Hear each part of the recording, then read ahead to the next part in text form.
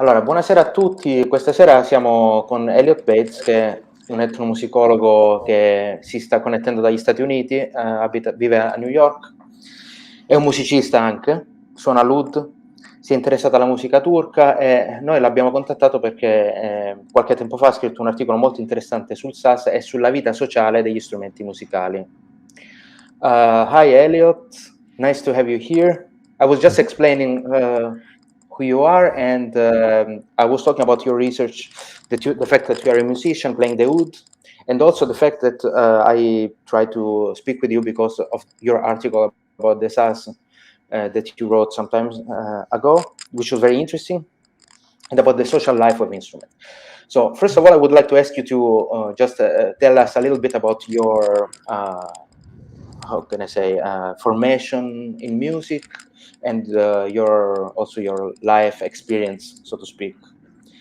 Ok, quindi gli ho chiesto di parlarci un attimino della sua formazione e della sua esperienza di vita finora.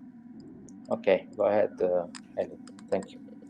Yeah, well, thank you very much for having me, and thanks for all of you who are tuning in, and hopefully you find something of interest or that's thought-provoking or useful, or but we have chat open. Please hurl comments Yes. at it. It would be wonderful. Love to see what you have to say. I think the development of my musical life and my interest in ethnography probably began around the same time.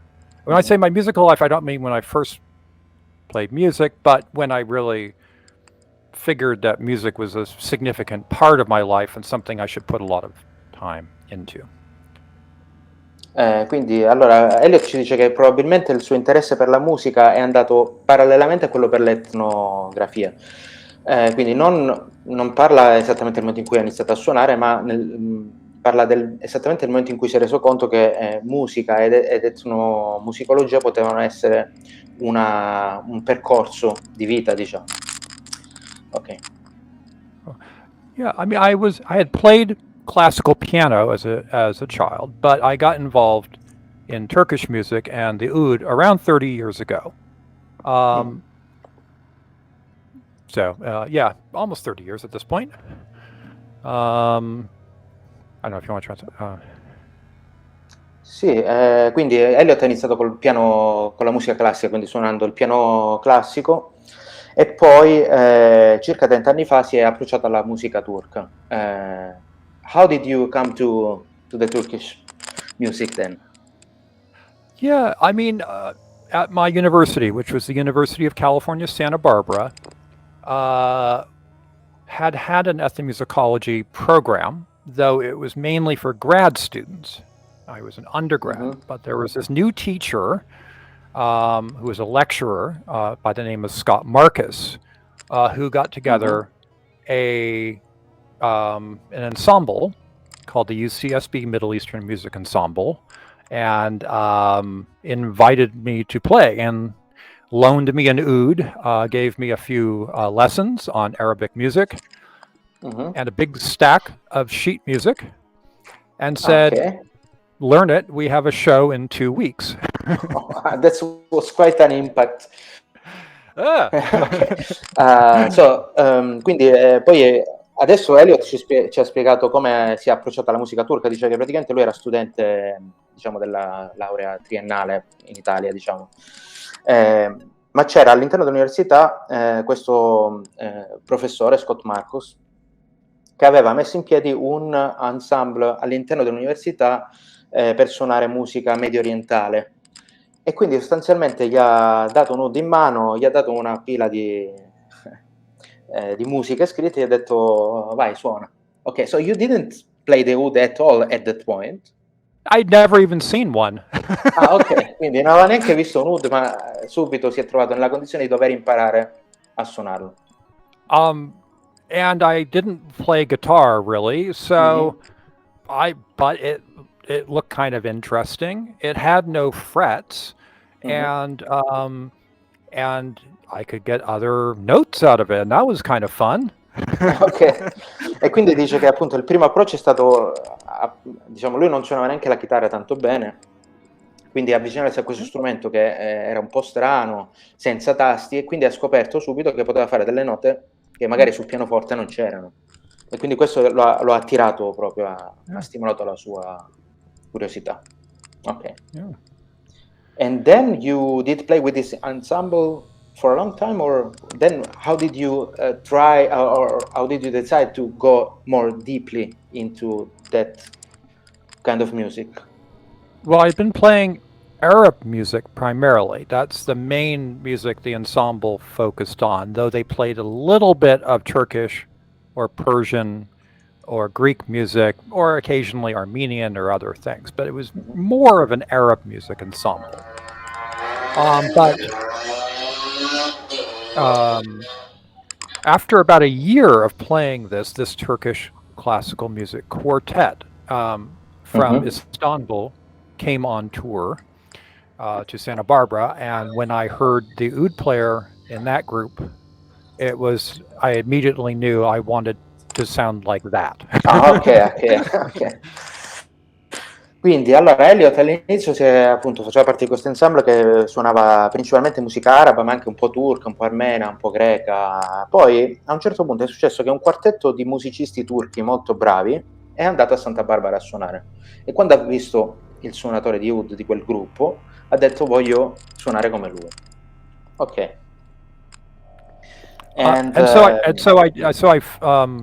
I managed to get the contact information for that oud player and just kind of showed up at his house in Istanbul the following Christmas. It was on winter break.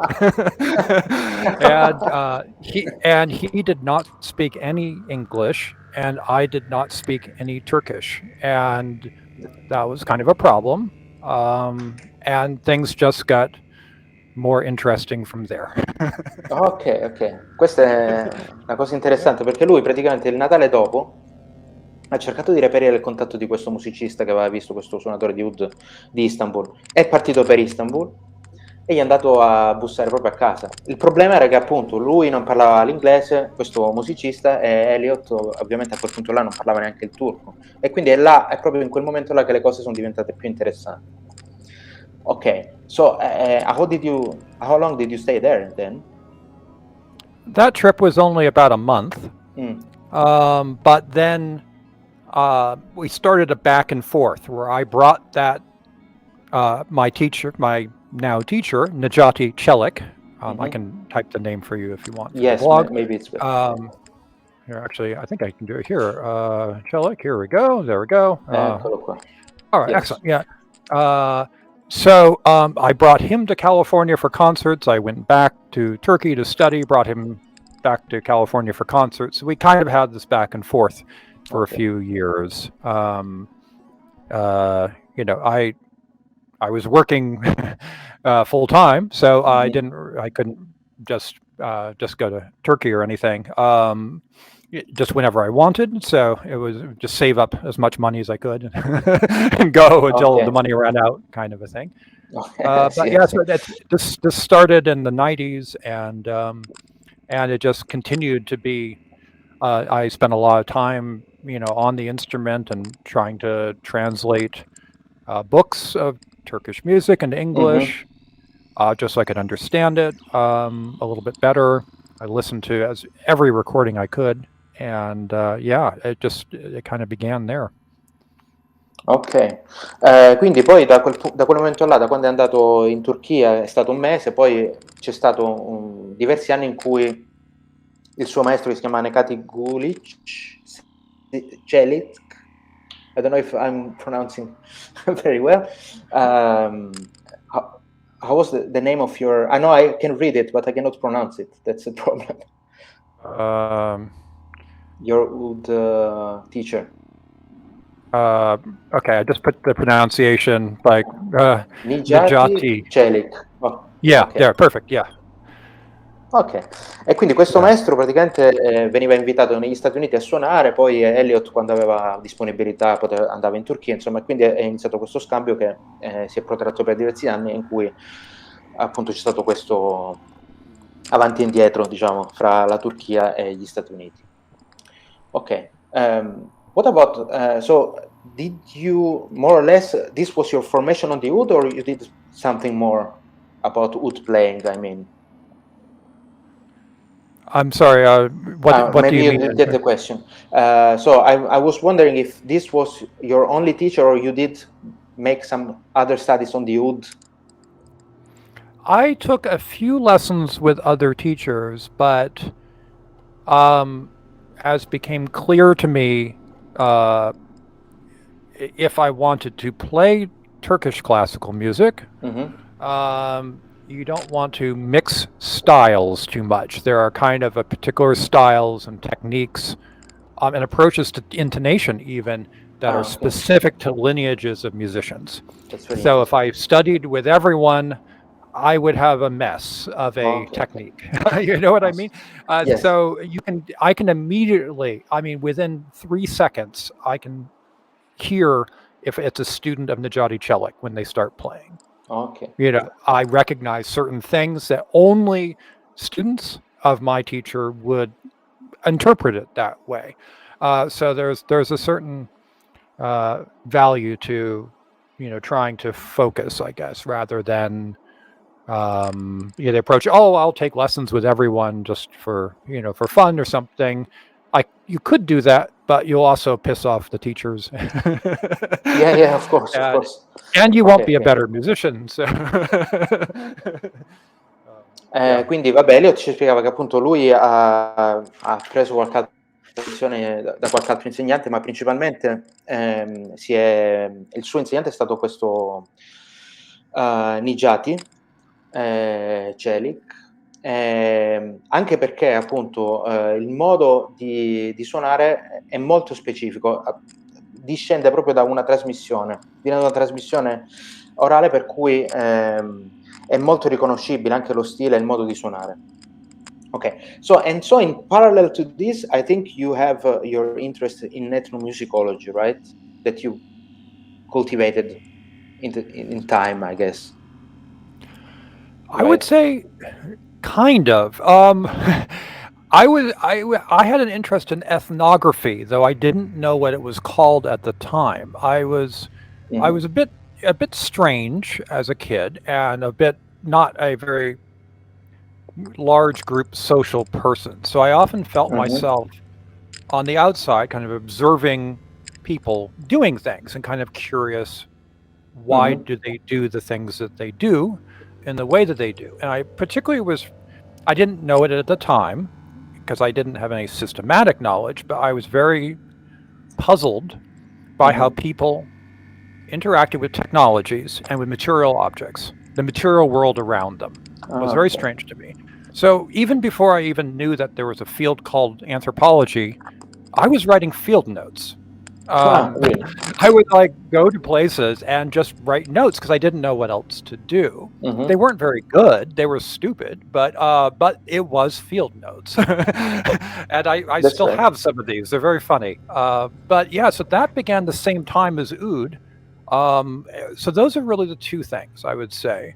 Um, it's not so much ethnomusicology; it's oud. Ethnography.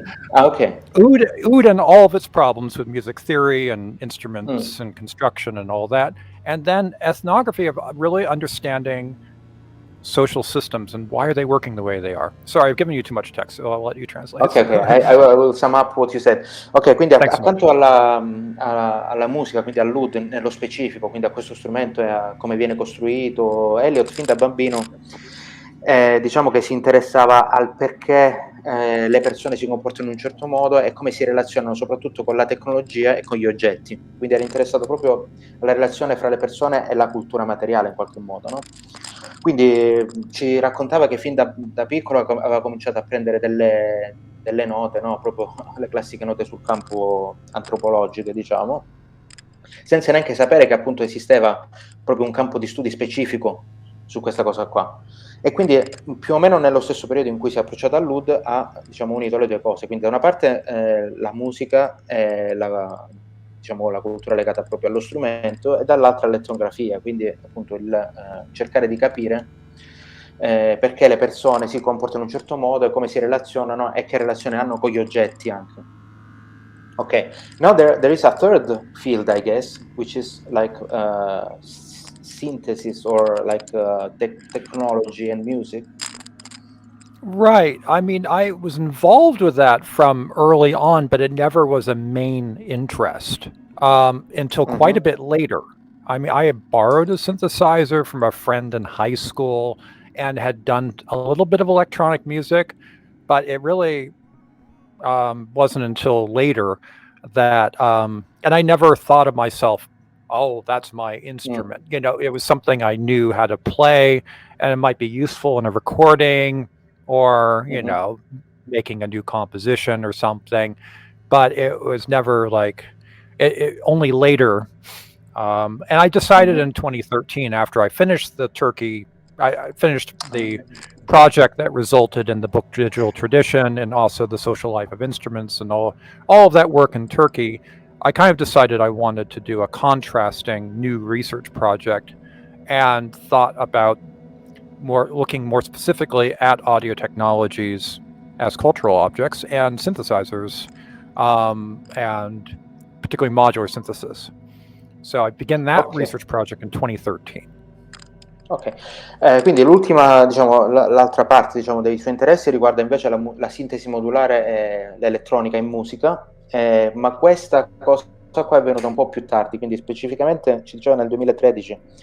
Sì, ha sempre, diciamo, praticato un po' con i sintetizzatori, insomma, con cose che gli sembravano utili per la musica che stava eseguendo, però l'interesse di ricerca proprio è arrivato nel 2013, quando appunto avendo finito la ricerca sulla musica turca, in generale poi appunto ci sono stati diverse pubblicazioni, ha cercato un nuovo oggetto di ricerca, in questo caso la tecnologia audio. Okay, that's quite interesting. So your idea was to confront also like the material culture connected to a music instrument to the culture around the music technology or synthesizer and stuff like that. That was your idea. Well, I had a number of ideas. They're kind of related to what you just said, Mm-hmm. but in general, I mean, part of it was, um, it's one thing to write about a instrument with 1,000-year-old history, Mm-hmm. that has many books about it, or that Yeah. a lot of people have things to say about it.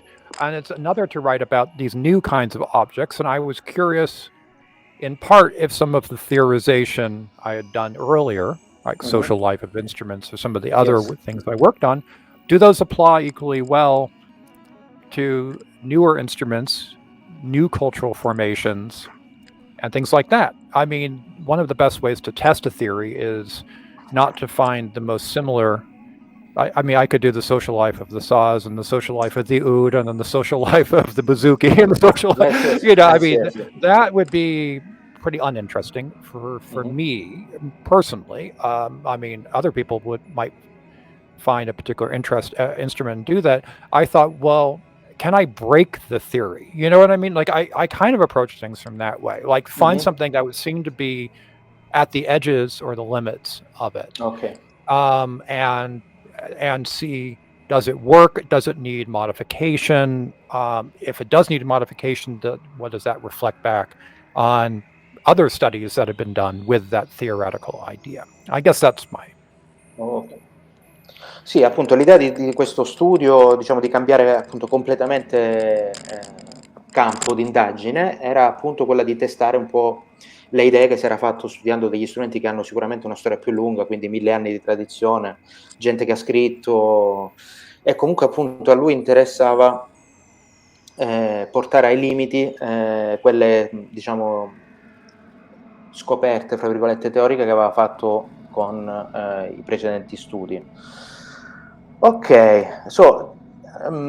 adesso io volevo chiedere a Eliot qualcosa di più specifico riguardo il suo studio appunto sulla vita sociale degli strumenti musicali, di cui appunto abbiamo fatto una recensione sul blog.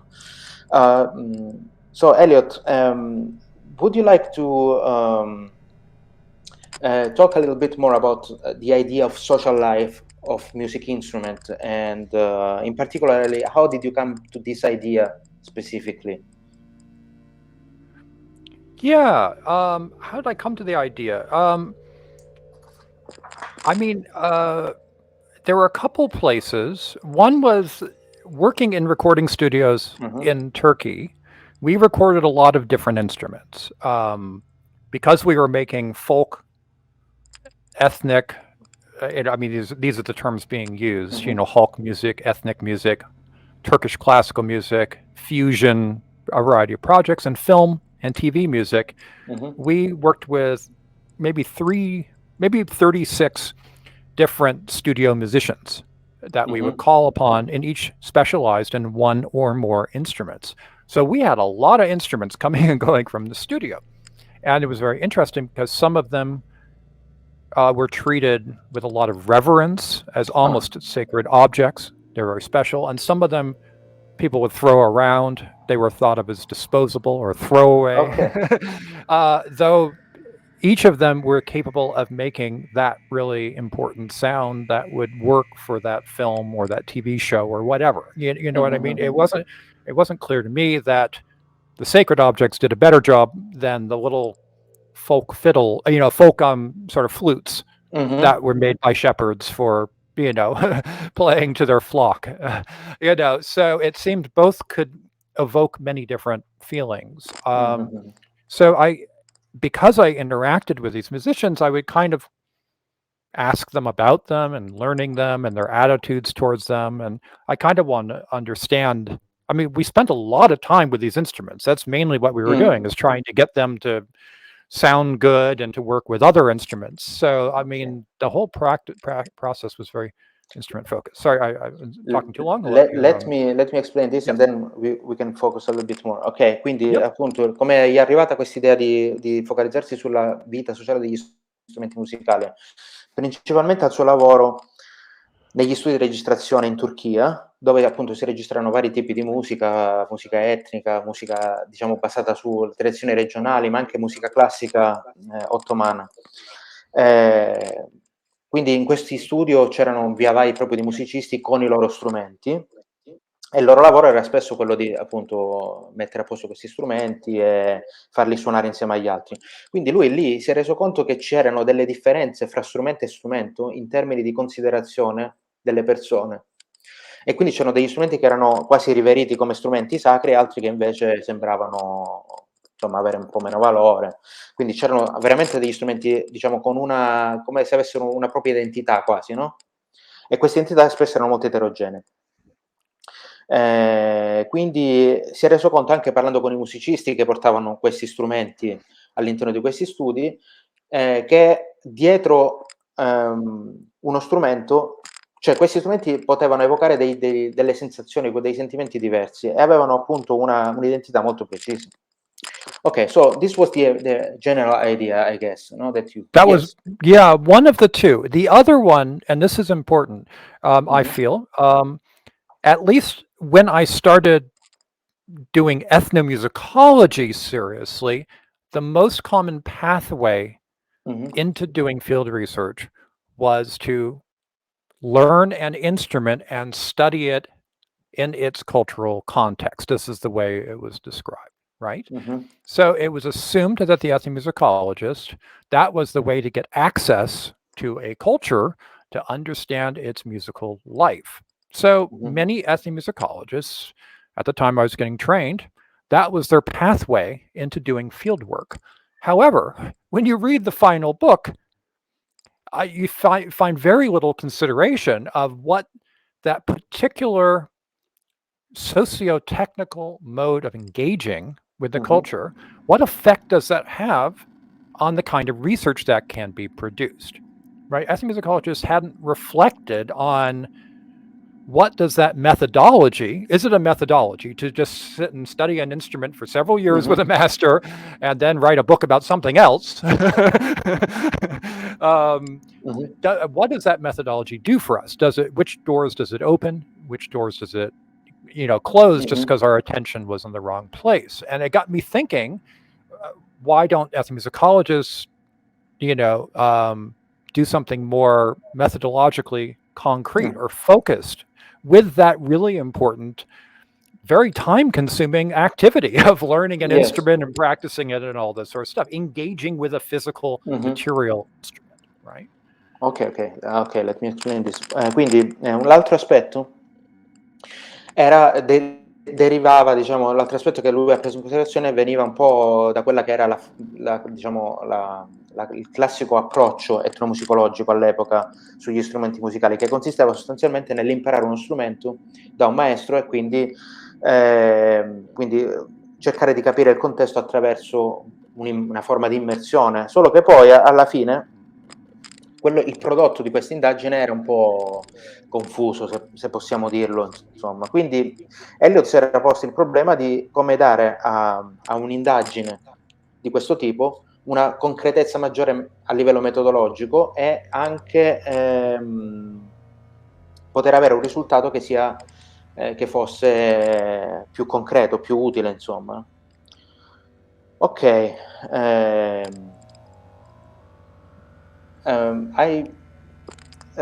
so can you please? I don't think I did really get about the issue about the socio-technical mode that you were speaking about before. Right. So So if you there's two ways of thinking about a lesson. One is a human-centered one, where it okay. is transmission of knowledge from person A to person B, and some kind of communication back from person B to person A. The teacher teaches the student affirms that they have learned, by playing. That's great. Of course, that is happening. But there's also these material objects there. And the material objects are really the focus of attention more than the people in the context of the lesson and things like that. I mean, they're very important, I see. right? I see So the they matter, but they suddenly disappear from the accounts. They're not treated as the focus of attention, which is what they were at that moment in time. So that gets me thinking, what sort of, where does our lack of, if they drop out of the account, they disappear from the account, what does that, are our accounts still fully valid? Are they compelling as they could be? What happens if we think about that material object and how it structured, at least in some small way, the social interaction between teacher and student, between performer and audience, or things like this. Okay. So, and it began hypothetically. It didn't begin like I knew how it structured it. I needed to learn too. Ok, I see.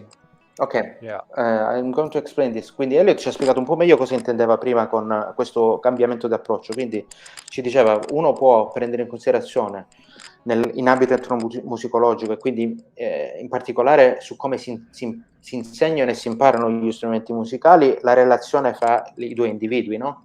Quindi il maestro che insegna l'allievo che recepisce in vari modi e che restituisce poi al maestro quello che ha imparato sostanzialmente. Oppure, appunto, la cosa di cui si parla in una lezione di oud, per esempio, cioè proprio lo strumento, solitamente tende a scomparire dall'indagine etnomusicologica. Quindi lui diceva sarebbe, cioè che ha riportato al centro dell'indagine proprio l'oggetto su cui sostanzialmente si dibatte che si studia, diciamo, attraverso l'apprendimento musicale. E quindi appunto l'idea era quella di riportare al centro dell'indagine proprio l'oggetto materiale, perché è quello che sostanzialmente funge da legame fra tutti gli attori sociali che sono intorno. Ok, that was very clear. Bene.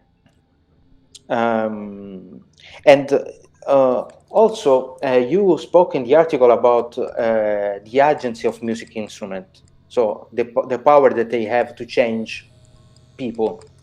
Do you have some examples of this kind of power or this kind of agency that instruments can have? Yeah, sure. I mean, maybe start with some extreme examples, also from Turkey. There was a musical group that I did a recording for called Group Yorum, and I wrote a chapter in an edited book about some of that recording process. And Mhm. they are a leftist, socialist, activist group. And they are, often get into difficult situations with the government or the police because they are critical Mhm. of conservative and oppressive regimes. Whenever they get into trouble, the police will come into their studio and break all of their instruments and take Wow. pictures of that and put it in the newspapers. Group Yoram, the group, will take pictures of it and post it to their social media accounts. Mhm. So this kind of it is a symbolic act of violence that is only possible because we have such attitudes that are so strong that the instruments are really important. Oh, you don't break instruments. Mhm. You have to be very careful around them. You don't want to break them. So this act of symbolic violence is also a material practice. It's not just symbolic violence. But that calls to mind, how did we get to the point that you would care? I mean, I could go into my house and smash the wall with a hammer or break Mhm. a light. I mean, I don't do this every day, but I could break other things and people would just say, oh, well, Eliot's kind of weird. But if I Mhm. suddenly broke an instrument, that would be very different. These instruments have a different function than other kinds of material objects. We treat them differently. So Mhm. that got me thinking about, okay, there has to be some way in which all these other meanings or ideas get bundled up in these instruments, Mhm. and some instruments more than others, right? So, um, yeah. Ok, bene, quindi gli ho chiesto un esempio su quello di cui parla nel suo articolo, appunto questa diciamo, capacità degli strumenti musicali di agire, di influenzare il comportamento umano. E a questo proposito ci ha fatto un esempio a cui ha assistito lui, un esempio un po' estremo di questo gruppo musicale che si chiama Gruppo Yorum. Appunto sono un gruppo turco un po' di sinistra, attivisti, molto critici con il governo, per cui periodicamente la polizia entrava negli studi, nei loro, diciamo, nello studio di registrazione e rompeva tutti gli strumenti.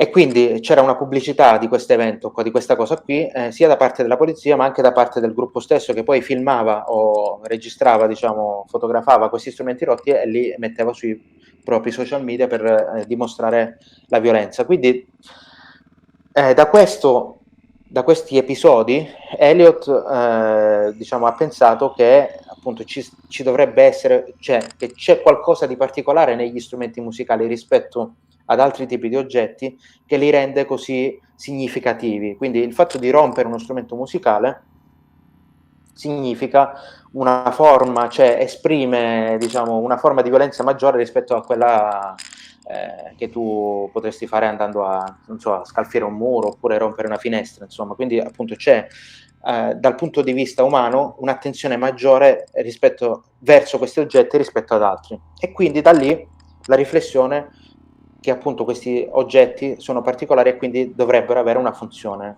diversa rispetto agli altri. Ok,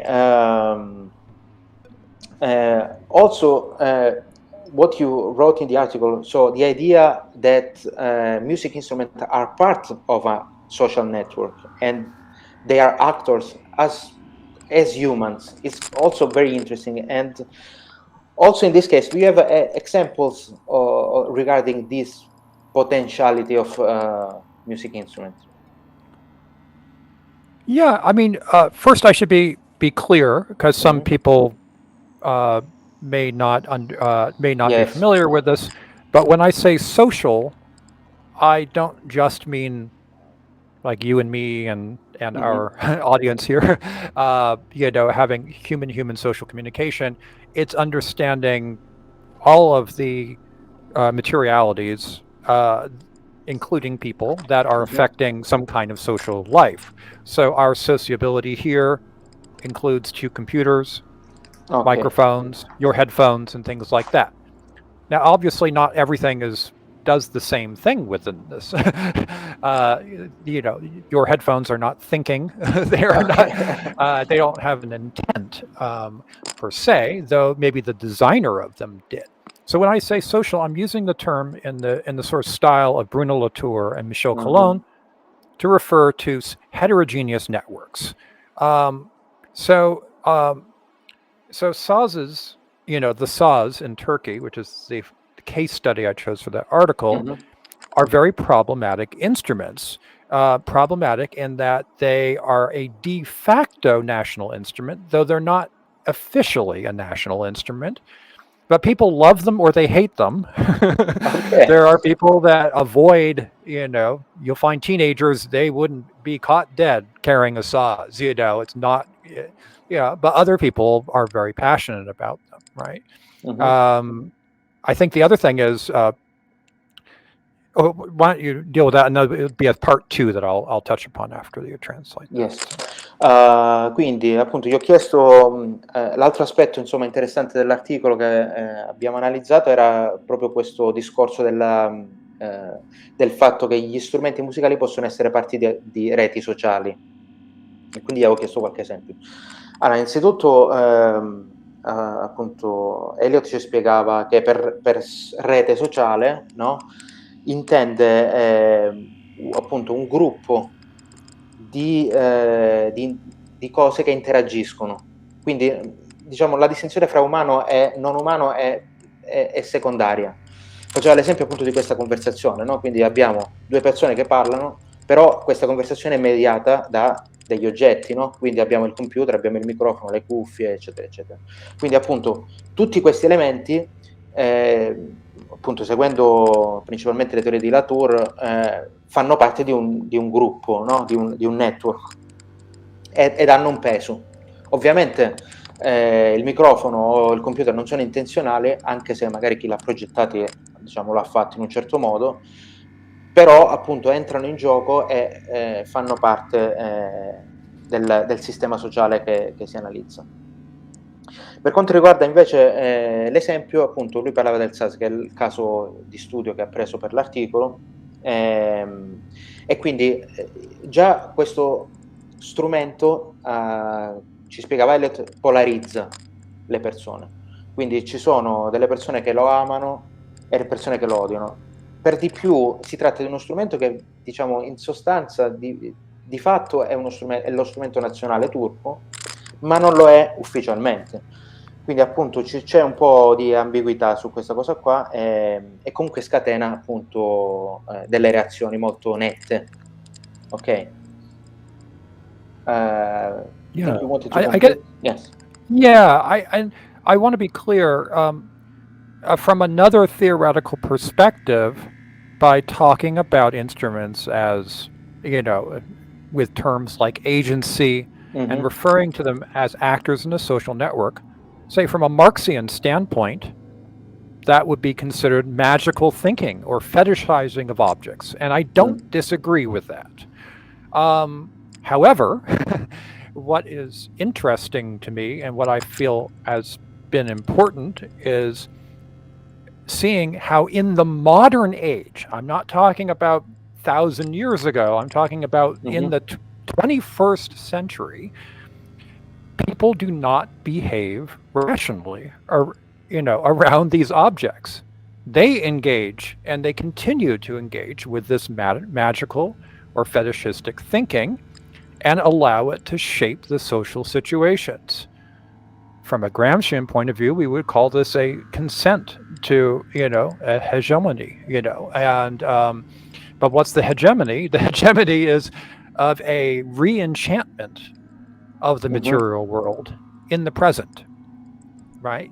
Even though we know better, we know it's just people doing things to other people, we don't behave that way. We do things a different way. I want to understand why people are doing the things that they do, even if it means I have to go into the realm of magic and fetishistic thinking and other things like that, and take it seriously and not just, label it as some kind of disorder or, I don't know. Hopefully that makes some sense.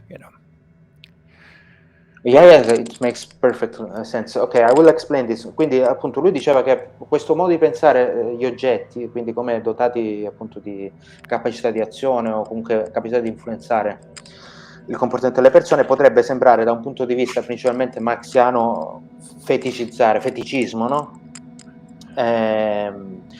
Però giustamente lui diceva anche oggi nel XXI secolo comunque le persone tendono a comportarsi o a mettersi in relazione con questi oggetti proprio esattamente in quel modo, quindi in un modo un po' magico e feticistico, per cui appunto in termini gramsciani lui parlava appunto di questo consenso all'egemonia,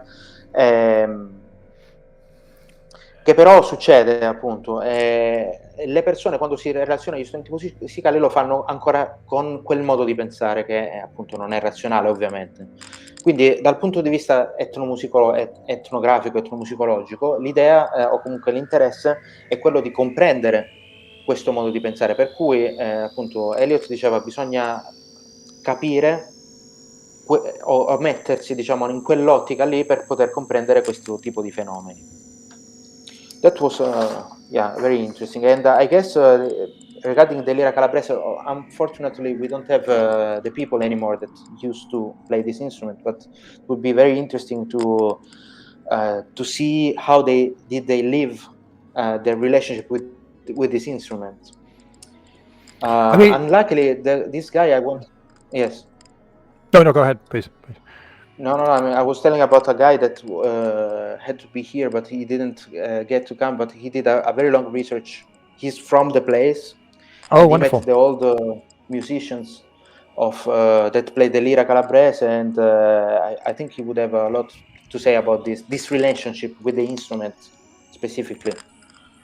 And I want to again underscore, I have no evidence that historically, i.e., pre 1900, that any of the things that I wrote about the saws were true before then. These are contemporary meanings and practices and relations added to this instrument, as far as I can tell. So this is that's something that often that was unclear to some readers,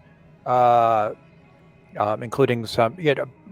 I mentioned it, but I just wanted to make that very clear. So, I say that because, like, for example, the Lira Calabrese, if there's a revival in it, you might find a really interesting new re-enchantment that people do that makes that instrument meaningful to them and to audiences, and it may not relate to. It may be different. Completely different, I guess. Yes. Than what it was historically, but that's not a surprise because that's happening everywhere in the world. So that could be, that would be really interesting to see what will happen. Yeah, well, actually, okay, maybe we can talk about this later a little bit. Comunque, Eliot voleva sottolineare appunto che queste cose di cui parla, appunto questo, diciamo, incantamento nei confronti dello strumento musicale, di cui appunto c'è qualche traccia anche negli studi che sono stati fatti anche sulla lira, però è una cosa che riguarda proprio la contemporaneità. Questa cosa succede, e aggiungeva che probabilmente questa cosa succede ancora anche nell'ambito della lira calabrese con questa riscoperta che c'è stata da 10 anni a questa parte, e quindi la gente si è rincantata su questo strumento, magari in altri termini però. Yes, I guess it will be a very interesting kind of research to do about this or rebuilding a relationship with the instrument. Because as I said, I mean, actually, like in the 1980s, the few people that played the instrument were all dead, and now there is a revival of this instrument, like starting from 2010. I think the last 10 years, more and more people are approaching this in Calabria and trying to play it. But there is something missing with the traditional kind of heritage. It's quite a complex thing, I guess. Because you have tradition, but the tradition is not there. So, I mean, it's some kind of hybrid thing, Anyway. And next question was about organology, about which you talk quite a lot in the article. And the idea, if I understood well, is that organology needs to broaden its field. It's not should how can I say, not just categorize objects, but add another dimension to this work. What do you think about this? Can you expand a little bit upon this? Sure. Yeah, I mean, well, at the time that I was writing the article, there were two other scholars that we did not know of each other. Mm-hmm. I mean, that were working on other ideas about critical organology. One was Maria Sonovitsky, who has an article in the World of Music called "The Accordion and Ethnic Whiteness." Mm-hmm. But that journal was not circulating very well at the time. It wasn't online or anything like that. Yes. And this was pre-academia.edu, so I had no idea about it. And Emily Dolan was working on a version of critical organology, what she termed that was trying to sort of understand how there was a sort of simultaneous development of scientific instruments and musical instruments in Western European art music. So, I mean, there were three of us kind of working on that area, which kind of suggests that some kind of engagement with materiality was kind of important at that time, right? So I was really surprised that my article was read at all. You never know when you write an article if anyone's going to read it or find it useful or hate it or love it or whatever, right? But it really did, seem to be useful to quite a lot of people. And I've noticed a lot of publications coming out of Brazil. There seems to be a lot of people doing either anthropology or music, musicology degrees there that are studying particular instruments in Brazilian context and using the framework or even critiquing it, which is great. I love it when people do that. It's wonderful. I have one student I'm co-advising, Mateus de Oliveira, who is using this framework to understand guitar making. To understand, sorry? I'm sorry? To understand guitar making. Guitar making, okay. Yep. And, another student of mine, Alestina Checa, is using it to understand media. Like, for example, cassettes or things like this, and their agencies and materialities and things like this. Both of them are using other, parts of their theory as well. It's not entirely using this, but this is one part of the sort of toolkit that they use, and kind of, and that's great. I'm super happy that that's happening. I mean, obviously, I can't. Joshua Tucker has done really interesting work. In Andean instruments. He has an article in Ethnomusicology Forum that came out in 2016. And yeah, it's just great to see. I mean, I'm excited to see people experimenting and trying to come up with new accounts where instruments are there, and not just because I like instruments, but I think we had become a very dematerialized field for a while, and I wonder how much our claims about performances of identity, whether they're national or racial, ethnic, gendered, or class, were maybe a bit incomplete because they just dealt with ideas about ideas, representations, rather than the actual materiality, which kind of reinforces some of these very same things. So, very interesting. I'll translate this. There's a lot to say. Quindi appunto parliamo degli sviluppi, diciamo, di questo approccio sulla materialità degli strumenti musicali degli ultimi 10 anni. Appunto sono passati quasi 10 anni dall'articolo, e Eliot ci spiegava che all'epoca di quando ha scritto l'articolo c'erano stati altri due studiosi che avevano un po' approcciato il discorso organologia in questi termini qua. Una è Maria Sanovisky, che ha scritto un lavoro sull'accordion. Un'altra è Emily Dowland, che appunto ha cercato di mettere in parallelo il progresso scientifico con il progresso nello sviluppo musicale, diciamo. E quindi questi studi, senza che queste tre persone sapessero l'uno dell'altro sono andati in questa direzione sulla materialità, diciamo. Oggi ci sono anche delle persone, degli studenti, in particolare alcuni sono degli studenti proprio di Eliot, che stanno intraprendendo degli studi che hanno al centro la materialità. Quindi uno è un ragazzo, innanzitutto al Brasile arrivano tanti studi, in particolare c'è un ragazzo che si chiama Matias Oliveira che sta facendo uno studio sulla costruzione della chitarra da questo punto di vista, e un altro suo studente che si sta occupando invece dei media, come ad esempio le cassette, e di come questi tipi di media interagiscono e influenzano l'essere umano. Un altro si sta occupando degli strumenti andini. Diciamo, in generale, la riflessione che faceva Eliot era che appunto in un campo come l'etnomusicologia si stava andando troppo verso una dematerializzazione, quindi si stava ragionando su idee, diciamo idee su idee, ecco, mancava proprio l'aspetto materiale, che invece può essere un supporto per lo studio anche del mondo, diciamo, della cultura e delle idee. Wow, very interesting. And then another concept that emerged a lot in the article is the think power. So, can we speak a little bit about this concept regarding music instruments? Sure. I mean, there are kind of two ways we can come at this. One is, and they're kind of different, but they converge on the same point. Maybe I'll give a different example, not from folk instruments, but from modern electronics. In the world of audio engineers, people will say there is no good iron left anymore. The best iron was all mined in the 1860s, and transformers will never sound the same.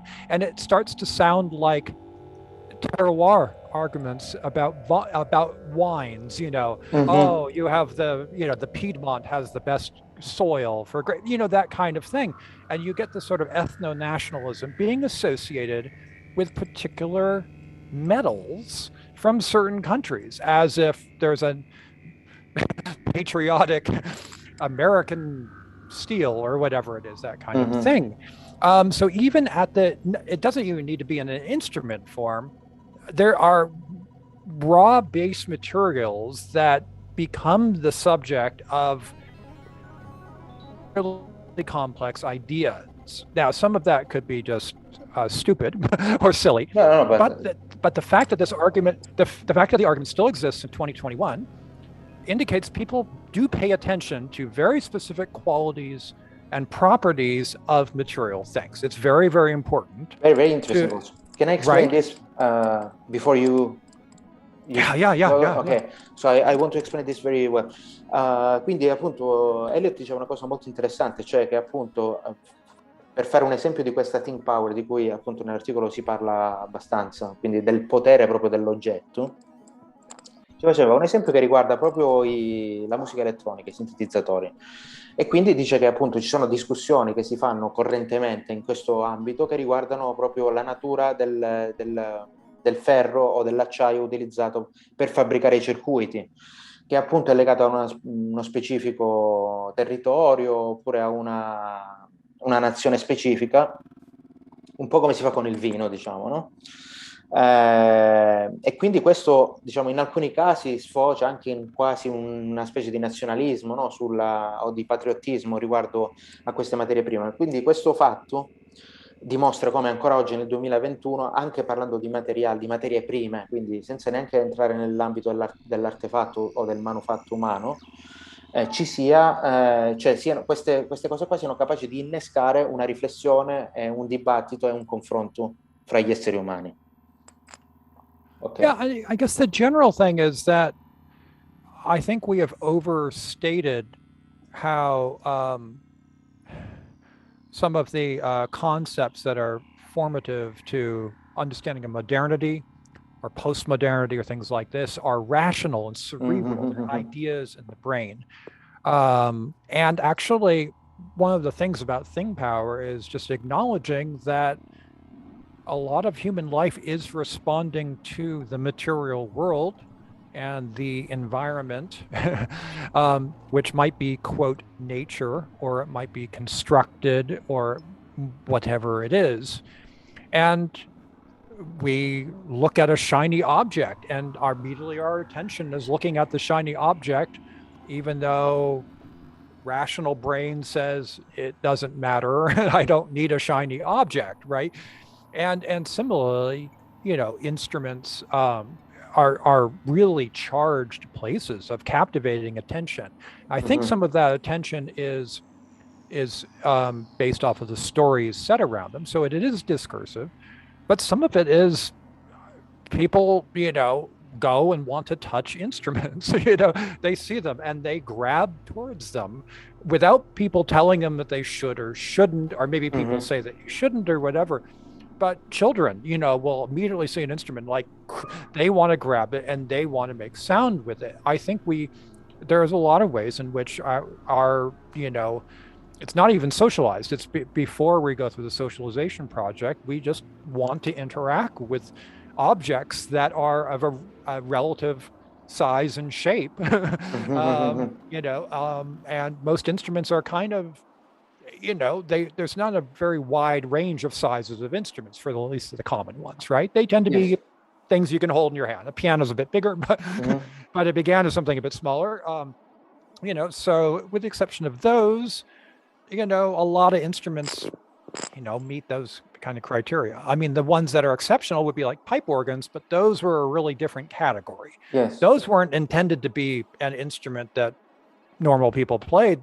Those were intended to, help deliver the message of God very directly through an acousmatic process, and that's not similar to an instrument that you just use to play and accompany yourself while you're singing a song. That's not that kind of an instrument, right? Yes. So yeah, I'll let you.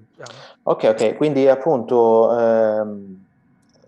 secondo Eliot appunto notava questa cosa qua, cioè faceva notare questa cosa qua, che appunto si tende a sovrastimare l'aspetto razionale delle nostre società contemporanee.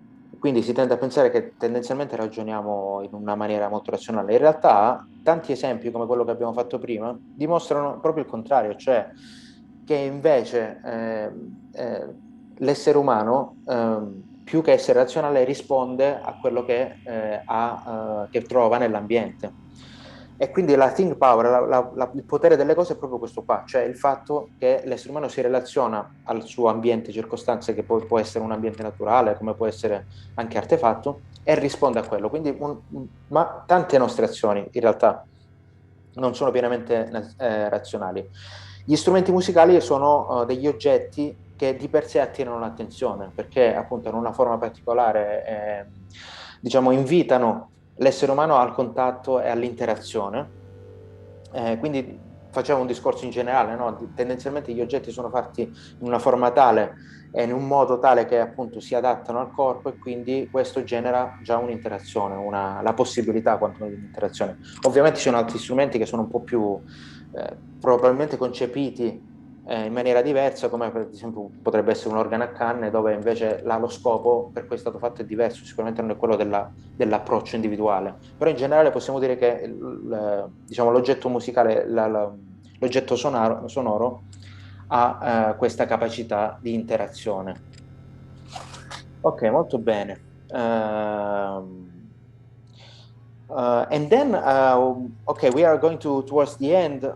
But I wanted to ask you why exactly the SAS you took into consideration for your article, even because you played the oud, for example.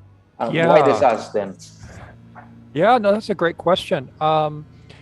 Because, well, okay, the oud has certain problems in Turkey. Well, I mean, the basic problem for me is I had to make a decision about whether or not a sphere of activity that's really part of my creative and personal practice is going to be subject to scrutiny. Like, am I going to write an ethnography of how I made dinner tonight, or how I, that kind of a thing? I could, but I was trying to figure out, should there be a bit of a detachment between the music I make and some of the scholarship I write? Because I don't particularly like to write about my music. if you know what I mean, or my musicianship. That's not my, I'm an ethnomusicologist to write about other people's music and their musicianship and their instruments, not mine, right? So if I wanted to write about mine, I'd be a novelist, or I'd, whatever. Yes. I would just write, I write something else, but I mean, writing about other people's things. So the oud is kind of weird in terms of social identity, because it wasn't really a Turkish instrument. And so it's a little uncomfortable in that way. Whose instrument is it? Well, it's originally from Baghdad, as far as we know. So is it Iraqi? Well, it's hard to say. It's very popular in the Arab world. In Turkey, the main players of the oud until the 20th century were Greeks, Armenians, and Romani. And not Turks, and so it only became something that ethnic Turks played starting in the 20th century, and it still has these associations with ethnicity. And it's also thought of as a very serious instrument. If I tell people in Turkey I play the oud, they go, "Oh," in a way that they wouldn't with other instruments. That's interesting, and I easily could have. Well, I'm not saying easily. I had plenty of material I could write something about, but the saz was, I'm familiar with it. I've recorded it. I've studied it a little bit, not a lot, but it's because of its de facto national instrument status. I thought it would be an interesting site. I'll let you translate that and then tell you more about the saz. Sure. Quindi appunto la domanda riguardava il saz, come mai la scelta di questo specifico oggetto di ricerca, e diceva, poi ho aggiunto appunto come mai magari non l'oud, visto che lo suonava. Diceva, vabbè, uno è una ragione personale, perché appunto l'oud sarebbe stato come autoanalizzarsi, no? Quindi voleva evitare questo aspetto qua. Ma anche perché l'oud ha una connotazione sociale, un'identità sociale molto strana in Turchia, cioè viene considerato uno strumento che non si sa bene da dove arriva, però sicuramente non è uno strumento turco, quindi diciamo che appunto per quanto riguarda l'identità nazionale l'oud pone un problema. E in più i suonatori di oud, i musicisti di oud più bravi, più conosciuti del XX secolo erano tutti di etnia o greca o armena o zingara, romani. Inoltre l'oud viene percepito come uno strumento serio, quindi quando uno dice che suona l'oud in Turchia dicono, cioè, sei un musicista vero e proprio, insomma. Il saz invece era uno strumento che comunque gli era familiare, quindi Eliot ci aveva lavorato, quindi aveva registrato, si era approcciato a questo strumento, suonava un pochino.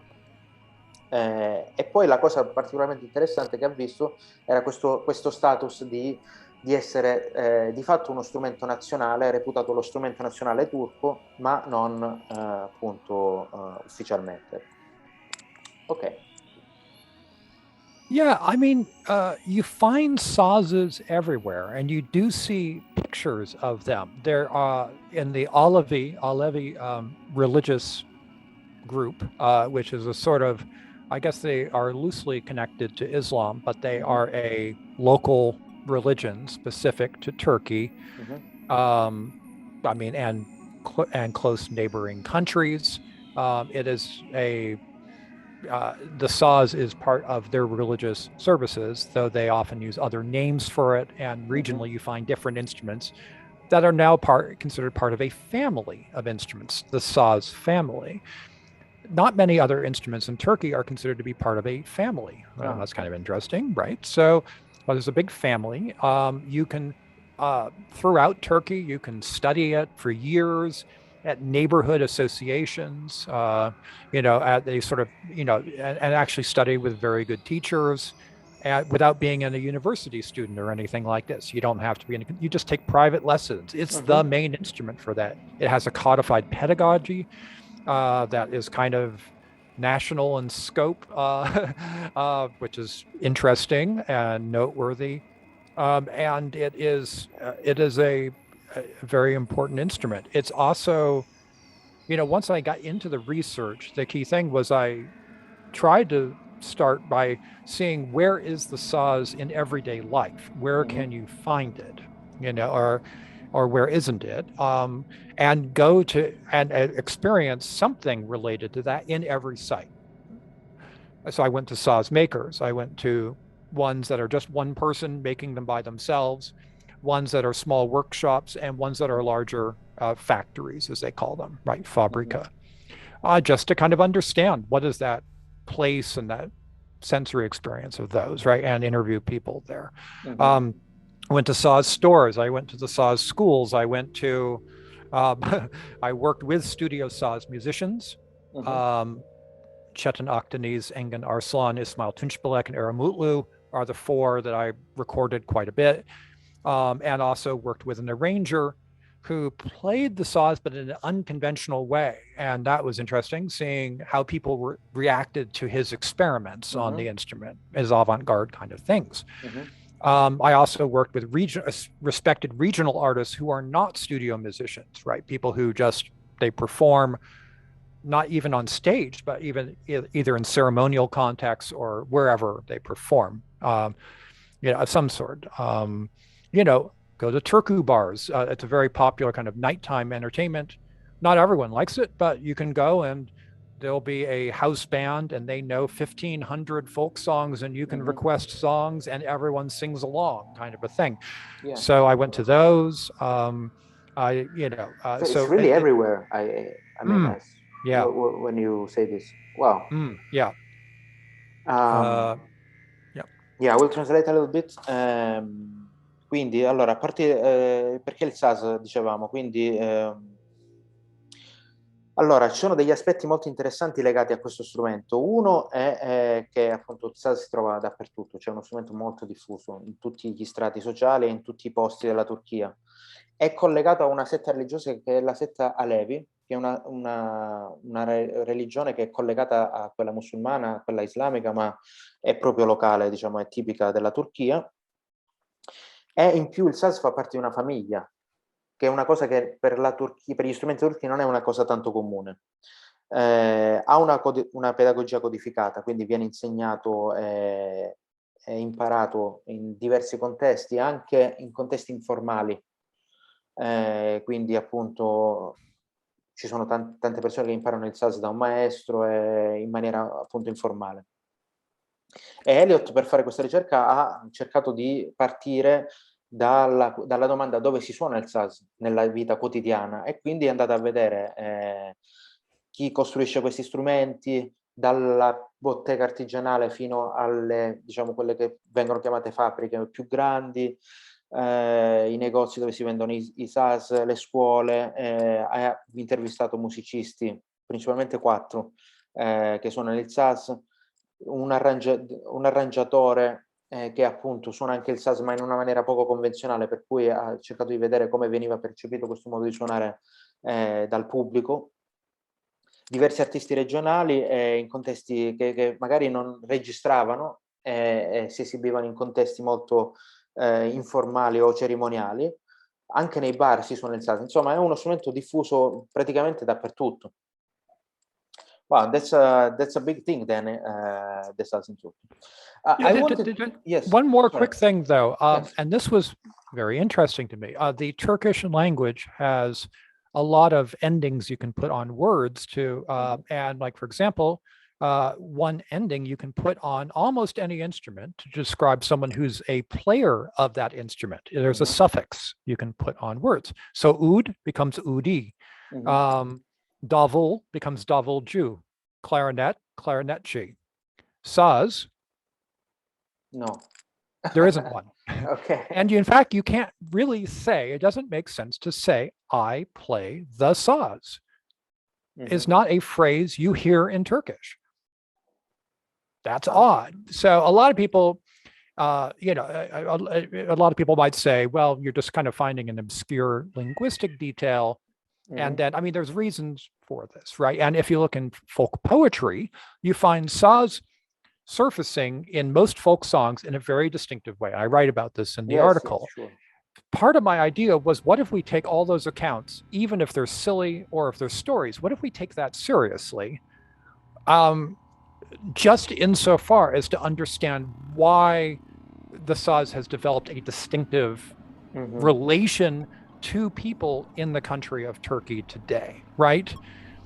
So I basically took all of the I did a full quantitative analysis of every mention of any instrument in every single Turkish folk song in the official register. I went through and went through a database of this and found every time that saz or clarinet or whatever, any instrument was mentioned, and like how was it treated, like what did the instrument do in the song. And saz was unlike any other one. It was the one, sazes were attacking their owners. They were doing all kinds of funny things, Really? right? And I'm like, okay, this is great stuff. And obviously I don't, believe that sazes always attack their owners. I also don't disbelieve it either. I deliberately maintain that ambiguity, because that is the ambiguity that allows the saz to be so powerful in Turkey, is that possibility that actually maybe it is doing things to us as people. And I use the saz just as a case study because and it's not a comprehensive. There are many other stories about the saz to be told, and I would love to see, ones that offer different accounts or things like this. This was just what I was able to, see through my, my own experience and my archival work that I did. A similar kind of project. I think the key thing, though, is looking in multiple sites, right? If I don't think it would be possible to do this. Let's say you wanted to do a social life with the electric guitar and just read magazines. That, Guitar Player magazine would have a lot to say about guitars, but you would get a very specific mediatized representation rather than understanding the everyday life in which electric guitars are part of particular, cultural, social milieus, right? I think that's a key thing that methodologically I found to be productive, is like, to do this kind of work, you have to travel. I mean, even if it's within a city or whatever, finding all the places where there is cultural life, where the instrument matters, or if it doesn't matter, if it stopped mattering somewhere, that's also important too. If people just don't care about it anymore, then that's another phenomenon, of course. Yes. Right. So I guess that's kind of how, that's I guess why the saz and how that particular one came about. I will translate this then. Quindi Eliot ci diceva appunto che nella lingua turca c'è chi suona uno strumento, diciamo ci sono dei suffissi che indicano la persona che suona uno strumento. Quindi c'è l'alud, c'è il clarinetto, qualsiasi strumento, tranne il saz. Quindi questo qua indica, secondo lui, una differenza della relazione che questo strumento ha o produce con le persone. Nella sua analisi praticamente si è occupato, oltre del fatto di andare appunto a vedere dove il saz viene suonato nella vita di tutti i giorni, anche di capire come viene rappresentato culturalmente questo strumento, e in particolare si è occupato delle canzoni popolari che nominano gli strumenti musicali. Quindi ci sono degli archivi che lui è andato a vedere e ha visto quali sono, diciamo, le caratteristiche culturali che vengono associate ai vari strumenti, e ha visto che il saz rispetto ad altri è particolarmente dotato, viene considerato uno strumento potente. Addirittura ci sono delle storie in cui il saz aggredisce chi lo suona. Ovviamente, dice lui, non è che, appunto, dice, io voglio mantenere l'ambiguità sul fatto di credere o meno a queste storie qua. Ovviamente si tratta di storie, però diciamo è proprio questa ambiguità che permette a questi strumenti ancora oggi di esercitare questa potenza, no? Questa appunto forma, diciamo, di attorialità, se vogliamo dirla in questo modo qua. Inoltre, appunto, diciamo, a livello metodologico il suo approccio era quello di, appunto, cercare di contestualizzare questo strumento nella vita reale, nella vita di tutti i giorni, perché faceva l'esempio della chitarra elettrica. Se noi andassimo a studiare la vita sociale della chitarra elettrica leggendo magari i giornali specializzati, avremmo una rappresentazione di questa vita sociale completamente filtrata dal mezzo, no? Quindi mediatizzata. Ok. I'm curious about if you heard something about the kemençe, which is the lira that they have in Turkey. and if you heard about the social life or Kemenche in some way. Well, there are two Comanches. One is the Aegean, the Ege, the sort of Aegean coast one, which is very similar to the Cretan Lira and other Yes, instruments that's it. there. And then there's the Black Sea, the box fiddle, which is the Yeah. Pontic, I guess, probably originally a Pontic instrument, then played a lot by Laz people. I did more with that one because I did a lot of Eastern Black Sea music in the recording studios. But yeah, in terms of I don't know a lot about the Aegean Comanche and its social lives. In a sense, it's yeah, it's weird. It's a very interesting instrument. I have worked with some very, very good players of it, but they tend to often play solo, and it's a very quiet instrument, so it's hard to play with other people. It's incredibly beautiful if it's particularly Well, played the interesting thing about this instrument was that it was a folk instrument, and apparently they started to use it at the beginning of I think maybe 19th century or 20th century in classical music. Correct. So there was this passage from like a folk milieu to more. Yeah. And I think it's considered like a Greek instrument, more or less, or in the idea. But possibly, anyway, yeah. I mean, well, a lot of the cultural life on the Aegean coast in the 19th century was Greek, so that would be no surprise. I mean, a lot of the music, the sort of thriving musical culture on the coastline, at least, was probably dominated by Greeks because all of the port cities, you had a lot more Greek people working in them in that capacity than you had ethnic Turks. You had ethnic Turks a little bit further up in the hills more, but the demographics on the coast, I mean, the mercantile class was not Muslim and Greek. I'm sorry, not Muslim and Turkish. The mercantile class was either going to be Armenians or Greeks or Jews. And some parts of the Aegean coast, you had Sephardic Jews also controlling mercantile things and also engaged with these musics. Whether they were playing, quote, Jewish music per se, I mean, as a separate thing from other musics. The thing is, it's not that that there's Greek music and Armenian music and Jewish music and Turkish music as four things. Ottoman art music was a multicultural musical space that a lot of people participated in. And in fact, you would have interesting situations, like you would have a Greek, one of the heads of the Greek Orthodox diocese also performing in Mevlevi Sufi. What I know is that rituals. So people example, I see. Recently, a Greek scholar, Kyriakos Kalaitsidis, is an oud player, by the way. Yeah. He published a book about old melodies that were preserved by Orthodox monks. So we have some Turkish music from maybe the 17th century because some monk would transcribe the melodies, Yep. And so of course, Sicilian. Sicilian music has a lot of some of the music traditions in Sicily because there were Turks, living there for quite a lot of Turkish refugees went starting in 1600s. So you would have bits of that becoming part of the music, but also Italians in Istanbul. A couple of makams were influenced by the Donizetti family, who set up the first opera house. But there were makams made in their honor, right? That became part of art music. So I mean, both directions you had. That's quite interesting. Sharing. I mean, yeah, it's great. I think it's an approach that is becoming a little bit more. How can I say? Is arousing interest in musicology, like this multiculturality, and I'm dealing with early music mainly, and they are starting to think about the Mediterranean as like a common ground for musical things. Would be very interesting, I think. Wonderful. Yeah. Anyway, I will talk a little bit about what you just say.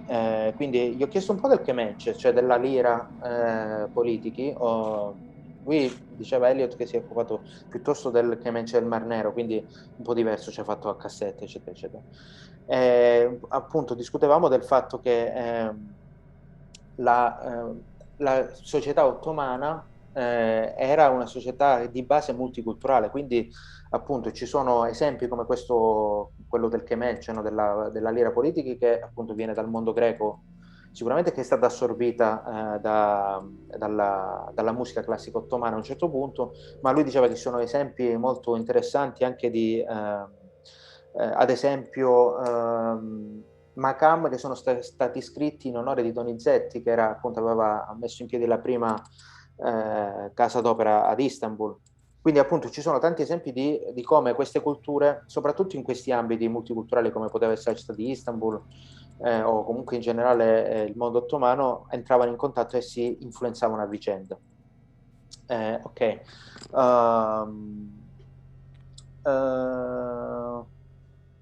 One last question would be about you were talking in the article about that music instrument can even influence like morality of people and behavior of people. Do you have a little example about this too? I mean, for example, in oud lessons, it was sometimes my teacher would kind of impart, if you played the oud wrong, it kind of reflected on your moral character in a sense. I mean, and we find this in other situations that like there's an idea of an ethical comportment that comes with approaching the instrument in the correct way. And this is true for, you know, things similar to this are true in many contexts where you find so-called sacred instruments or things like this, right? You wouldn't, which there still is a lot of flexibility of things that could be done, but hitting the oud too hard or, you know, playing it with the wrong technique was considered not just bad music, but it reflected on the moral or ethical character. So of the person who made that choice to do that, right? So I don't want to overstate that, but that is part of the register of how we understand these things, right? That's certainly, if you think in the United States, the idea of why are so many people taught classical piano, it is something that was the result of very successful marketing on the part of the Steinway Corporation to convince middle-class families that the way for their children to move up in social class was to master or at least gain sufficient proficiency on this instrument, and that would create social opportunities.